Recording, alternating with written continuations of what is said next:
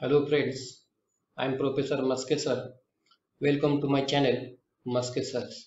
So as you knew that from the last 2 to 3 videos we are learning one of the most important and difficult topics of English grammar, which is clause. So in the previous videos we learned so many things. Now from this video we are going to learn a detail in great detail for the different subordinate clauses.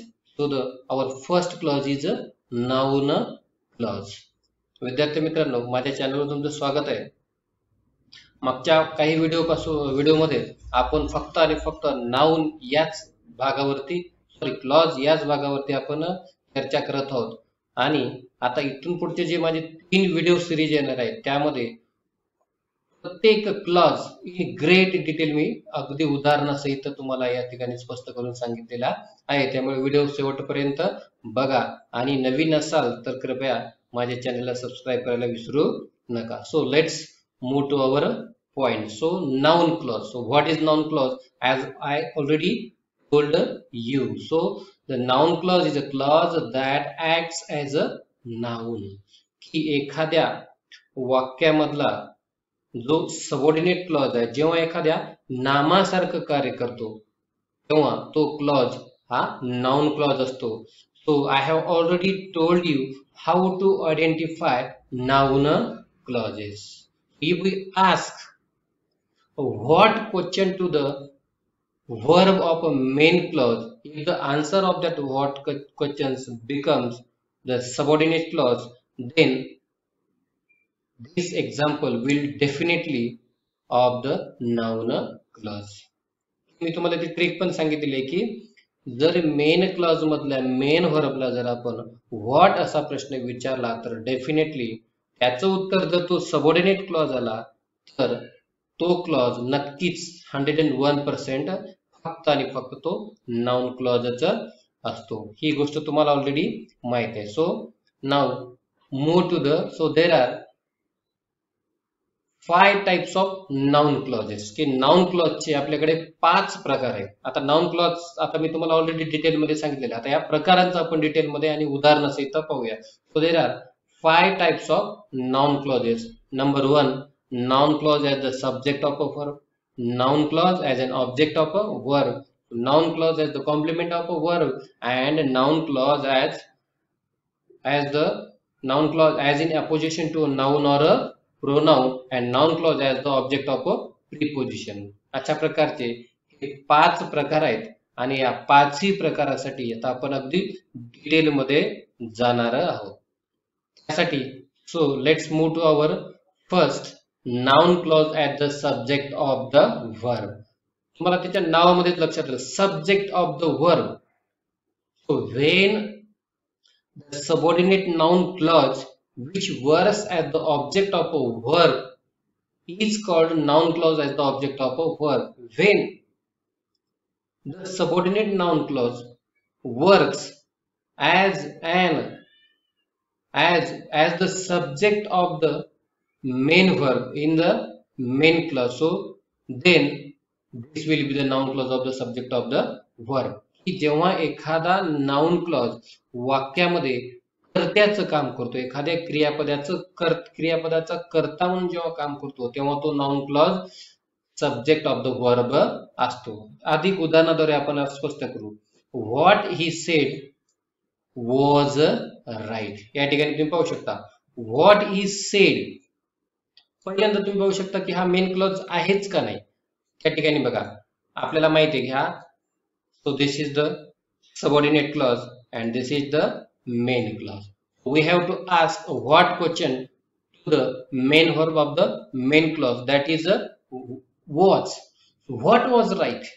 What was right. काय बरोबर होतं. काय बरोबर होतं. What he said. तो जे म्हणाला होता. Obviously this example is from noun clause. हे डेफिनेटली हे नाउन क्लॉजच एक्झाम्पल आहे. आपण अगदी खात्रीने सांगू शकतो. मग आता हे क्रियापदाचा कर्ता म्हणून कशा प्रकारे होऊ शकतो तर या ठिकाणी पाहू शकता तुम्ही. सो वॉज हे या मेन क्लॉजचं मेन व्हर्ब आहे. आता काही लोकांना प्रश्न पडला असेल की या तुम्ही जर याला मेन क्लॉज म्हणता तर मग या ठिकाणी सब्जेक्ट नाही. या ठिकाणचा जो कर्ता आहे, जो सब्जेक्ट आहे, तो अदृश्य आहे. आपण त्याला यूज करू शकतो. काय? It was right. It was right असं की ते बरोबर होतं. काय बरोबर होतं? व्हॉट इज सेड, तो जे म्हणाला होता ते. मग आता या ठिकाणी वॉज आहे आणि आपल्याला माहिती आहे की व्हर्बच्या अगोदर येणारा शब्द नाउन असेल, प्रोनाउन असेल किंवा एखादा शब्द समूह जो नामाचे कार्य करतो तो काय असणार आहे? Definitely subject of the verb, क्रियापदाचा कर्ता असणार आहे. Next sentence, where Gopal is kept, where Gopal is kept is unknown. Where Gopal is kept is unknown. So is unknown is the main clause and where Gopal is kept, ही गोपालला कुठे ठेवलं आहे, गोपालला कुठे ठेवलं आहे, it is unknown. What is unknown? Where Gopal is kept. बघा व्हॉट असा प्रश्न विचारले होते तर उत्तर डेफिनेटली सबऑर्डिनेट क्लॉज येत असेल तर तो 101% नाउन क्लॉजच असणार आहे. आणि मग त्या ठिकाणी तुम्ही पाहू शकता हे इज नावाचं जे वर्ब आहे आणि आपल्याला माहिती आहे की वर्बच्या अगोदर येणारा शब्द समूह कर्त्याचं काम करतो. Next, what Hemant will decide.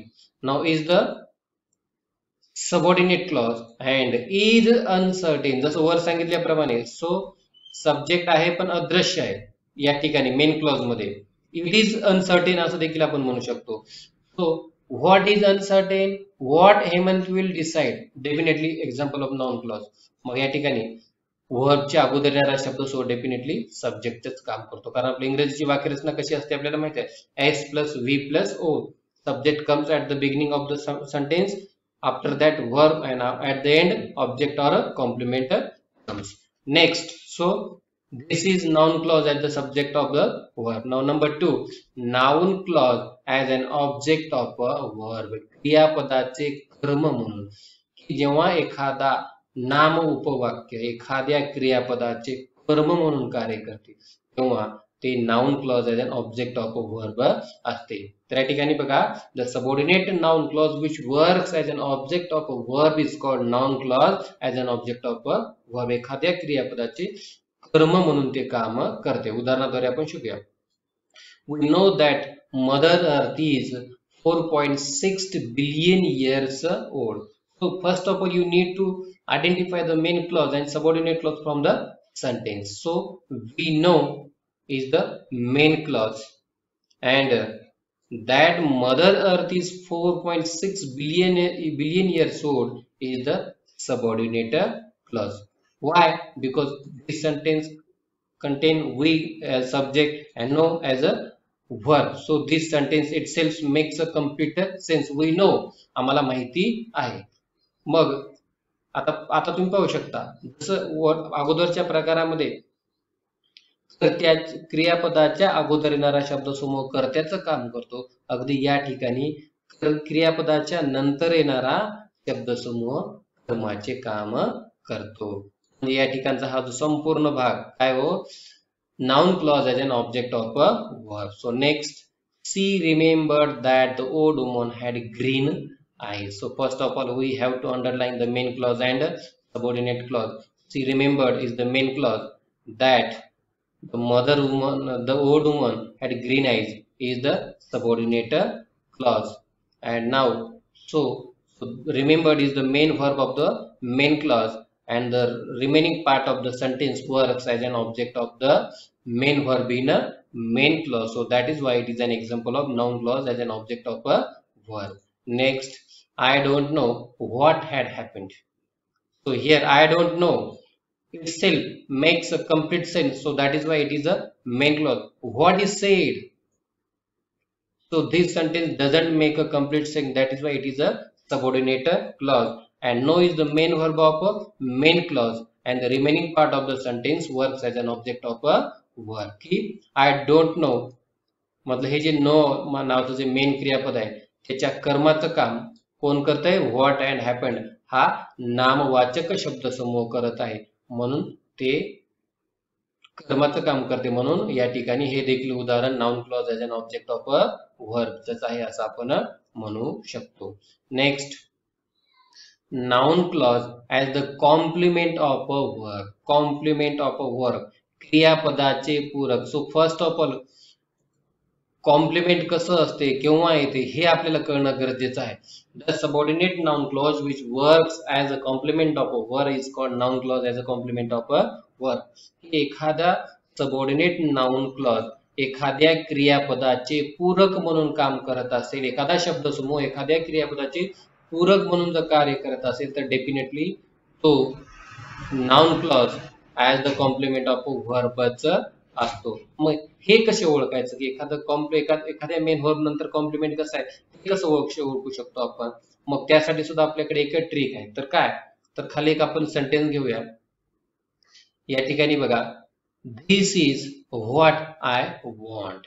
This is, आता या ठिकाणी टू बी या क्रियापदाचं टू बीचं रूप वापरलेलं आहे आणि डेफिनेटली जेव्हा एखाद्या वाक्यामध्ये, एखाद्या मेन क्लॉज मध्ये किंवा एखाद्या वाक्यामध्ये टू बीच्या क्रियापदाचा वापर मेन क्लॉज म्हणून मेन वर्ब म्हणून केला जातो, तेव्हा त्यानंतर येणारं 101% कॉम्प्लिमेंटच असते. एवढं आपल्याला एक गोष्ट लक्षात ठेवायची आहे. म्हणून या ठिकाणी बघा, इज नावाचं टू बीचं रूप एक मेन वर्ब म्हणून आलेलं आहे.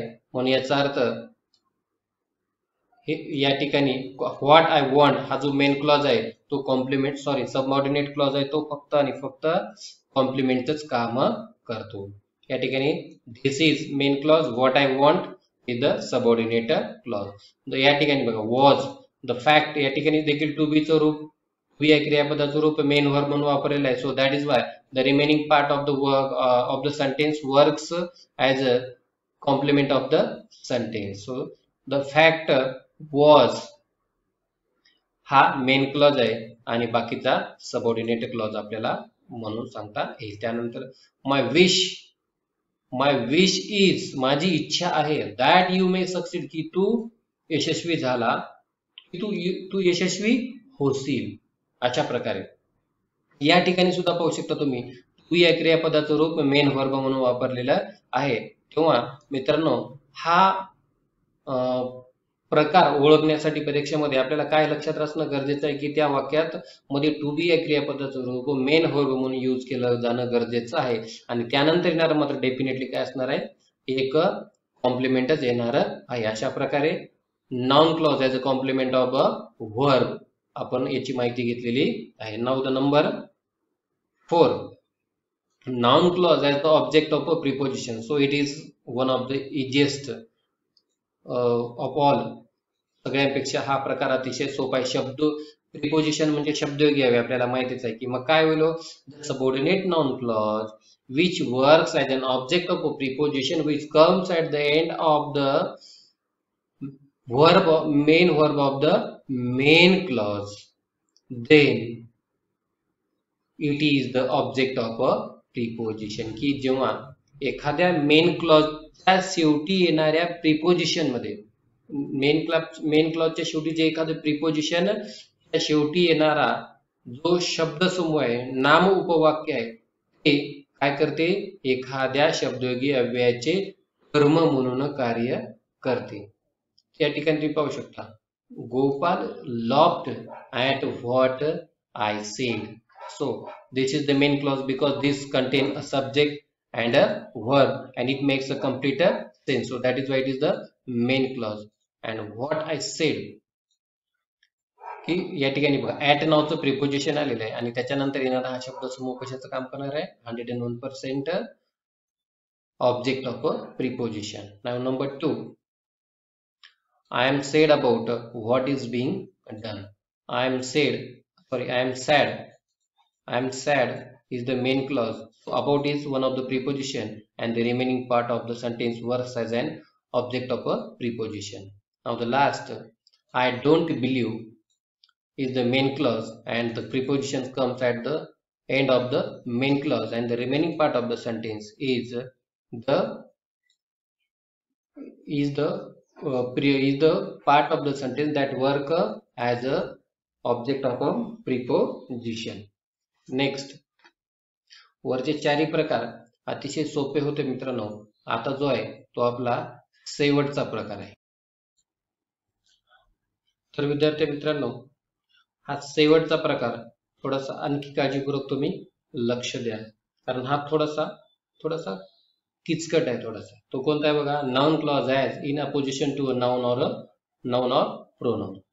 की एखादा नाउन क्लॉज नाम किंवा सर्वनामाच्या शेजारी पूरक म्हणून जेव्हा कार्य करतो तेव्हा तो noun clause is in apposition to a noun or a pronoun असतो. आता एक पूरक म्हणजे काय बघा, लक्षात घ्या. त्यासाठी एक गोष्ट समजून घ्यायला लागेल की so as you know everyone has a pet name.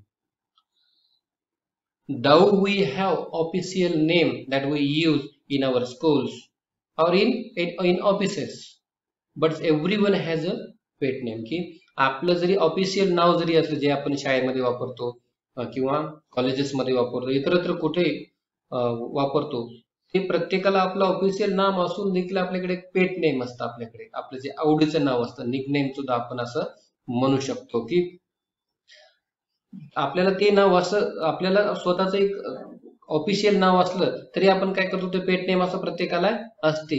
मग ही जी कन्सेप्ट आहे in apposition to noun or pronoun अगदी त्याच प्रकारची आहे की इंग्रजी ग्रामर मध्ये. So we have an interesting concept of renaming of nouns called opposition.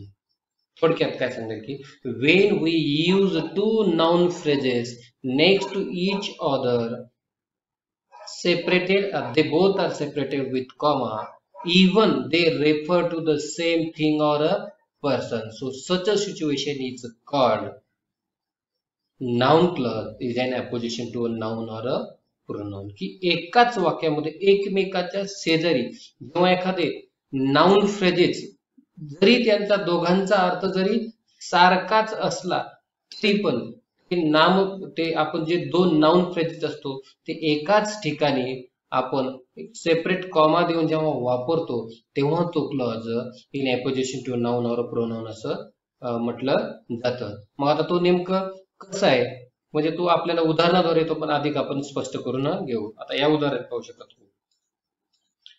The drawing room, the biggest room in Gopal's house, is on the ground floor. So here friends, की मी काय सांगितलं होतं की एकाच गोष्टीसाठी दोन नाउन फ्रेज यूज केले जातात. Both they refer the same thing or a person, even they are used in the same sentence. ते जरी एकाच गोष्टीला रेफर करत असले तरी एकाच नामाला रेफर करत असले तरी पण ते कॉमॅसहित एकाच वाक्यामध्ये जेव्हा वापरण्याच्या कन्सेप्टलाच आपण काय म्हणतो की in an apposition to a noun or a pronoun. मग या वाक्यामध्ये काय होते तर तुम्ही पाहू शकता. द ड्रॉविंग रूम हे एक नाउन आहे, नाउन फ्रेज आहे. त्याच्यानंतर the biggest room in गोपाल्स house, the biggest room. आता ह्या दोन्ही गोष्टी सारख्याच आहेत बघा. ड्रॉविंग रूम आणि गोपालच्या घरातली सर्वात मोठी रूम म्हणजे कोणती आहे, ड्रॉविंग रूम आहे. आता या दोन्ही गोष्टी एकाच गोष्टीला रेफर करले तरी पण या ठिकाणी काय पाहतो आपण की एकाच वाक्यामध्ये वापरलेल्या आहेत. मग अशा जेव्हा दोन गोष्टी एकाच गोष्टीचा संबोध करत असताना देखील दोन वेगवेगळे रेफर करण्यासाठी वापरतात तेव्हा तो क्लॉज होतो. मग आता या ठिकाणी पहिल्यांदा आपल्याला ओळखता आलं पाहिजे की आपला मेन क्लॉज कोणता आहे. तर मेन क्लॉज कोणता आहे हो, the drawing room is on the ground floor. So don't be confused. So first of all learn to identify the main clause. The drawing room is on the ground floor is the main clause of the sentence, and the biggest room in Gopal's house is the subordinate clause of the sentence. अशा प्रकारे या ठिकाणी दोन noun phrase आलेले आहेत की the drawing room आणि दुसरा the biggest room in गोपाल्स house. Next, Jaya my old friend is coming home. बघा या ठिकाणी main clause Jaya is coming home. आता जया हे एक नाउन आहे and my old friend. So who is my old friend, Jaya. And who is Jaya, my old friend. म्हणजे दोन्ही गोष्टी एकाच गोष्टीला रेफर करल्या तरी पण एकाच वाक्यामध्ये कॉमा देऊन सेपरेटली यूज केलेल्या आहेत तेव्हाच हा क्लॉज होतो अगदी साध्या स्वभाव. मला तर वाटतं की ह्या गोष्टी हा क्लॉज तुम्हाला इतर थोडंसं आहे कन्फ्युज, पण इतरांपेक्षा तुम्हाला अगदी चांगल्या प्रकारे हा क्लॉज समजेल. आणि शेवटी बघा होप, यातलं जर तुम्हाला मेन क्लॉज लक्षात आला पाहिजे, Jaya is coming home and my old friend. Next, the hope that she will succeed sustains us. That she will succeed sustains us. आता या ठिकाणी बघा, the hope that she will succeed. कोणती होप आहे, कोणती आशा आहे, कोणती अपेक्षा आहे? that she will succeed, ती यशस्वी होईल, हीच ती आशा आहे. कोणती आशा?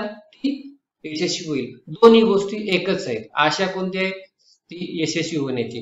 म्हणजे गोष्ट एकच आहे, पण दोन नाउन फ्रेज या ठिकाणी वापरलेले आहेत. म्हणून हे देखील उदाहरण आपल्याला noun clause is an apposition to a noun or a प्रोनाउनच आहे असं आपल्याला म्हणता येईल. The hope sustainers is the main clause and that she will succeed is the subordinator. Noun clause is an apposition to a noun or pronoun. मित्रांनो, अशा प्रकारे या एकाच व्हिडिओमध्ये आपण नाउन क्लॉज ही कन्सेप्ट अगदी चांगल्या प्रकारे शिकलेलो आहोत. So in my next video, so we are going to learn the adjective clause and adverb clause in greater detail. So please subscribe my channel and don't forget to watch the next videos. So till then, goodbye.